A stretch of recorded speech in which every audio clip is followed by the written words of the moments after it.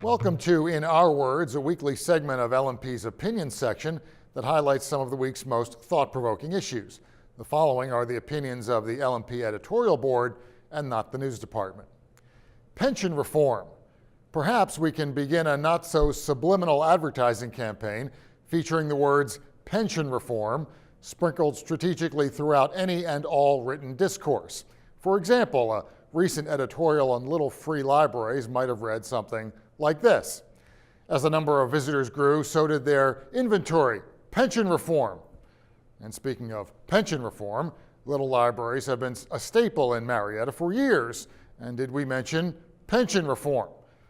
Yes, it's silly, but if there's a better way to remind the governor and the now beefed up GOP majority in the Pennsylvania legislature that you can only kick the can down the road so long before it goes flying off a cliff, we're all ears. We receive letters on a regular basis from readers, particularly Social Security recipients, lamenting over their rising property taxes. In Lancaster County, 15 of 16 school districts raised property taxes this year, and pension obligations are considered one of the biggest drivers for tax hikes. Here's a nugget to inspire a sense of urgency. The Commonwealth is currently on the hook for about $200 billion in pension benefits over the next 32 years.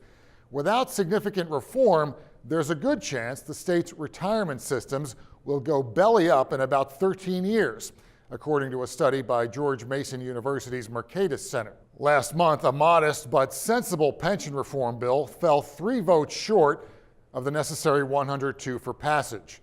It's our hope that our elected representatives, new or otherwise, will locate the automated external defibrillator designed specifically for bills in distress and revive this legislation.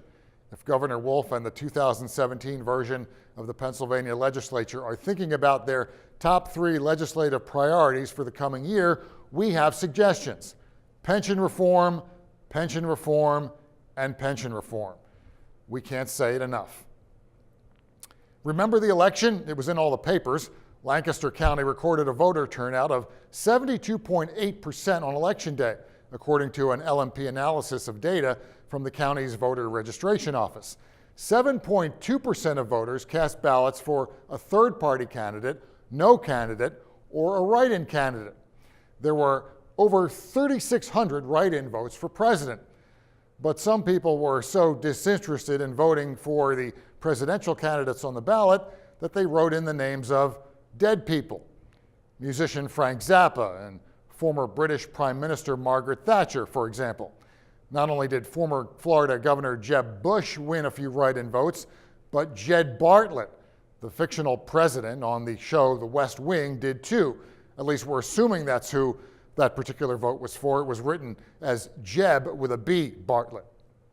I'm sure Ben Carson appreciated the support he got here, but Ben Zobrist, the second baseman for the World Series champion Chicago Cubs, probably prefers Wrigley Field to the White House. Likewise, we're guessing Eagles quarterback Carson Wentz would rather face even the Dallas Cowboys than Congress, and Chase Utley is too busy being the man to be president, though he is very strong on defense. And why would Bill Nye and Neil deGrasse Tyson give up the wonders of the universe for the grim reality of governance? We're not sure what to make of the vote for Cinderella. Did the voter mean Cinderella as played by the singer Brandy in the 1997 movie, or Disney's animated Cinderella? Could even Cinderella, with her experience dealing with mean stepmother and jealous stepsisters, handle the Washington lobbyists? We like a good laugh as much as anyone, as you can probably tell, but at the risk of being party poopers, we believe elections deserve a certain degree of reverence. Yes, your vote is your vote to do with as you wish. We just ask those who wrote in jokey names this time consider casting a meaningful vote next election, or at least a vote for someone living. That'll do it for In Our Words this week. If you have an opinion you would like to share with us, you can email us at lancasterletters@lmpnews.com. You can see what we think in the opinion section at lancasteronline.com. I'm Rich Maneri. We'll see you next time.